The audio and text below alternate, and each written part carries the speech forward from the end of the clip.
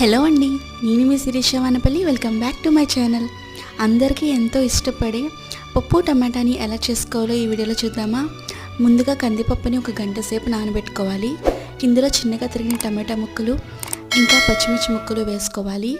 అలాగే పావు స్పూన్ దాకా పసుపు, ఇంకా 1.5 స్పూన్ల దాకా కారం కూడా వేసుకొని దీంట్లోకి 2 గ్లాసుల దాకా వాటర్ వేసుకొని కొంచెం చింతపండు కూడా వేసుకొని దీంట్లోకి కుక్కర్ పైన మూత పెట్టుకొని 3 విజిల్ వచ్చేంత వరకు ఉడికించుకోవాలి.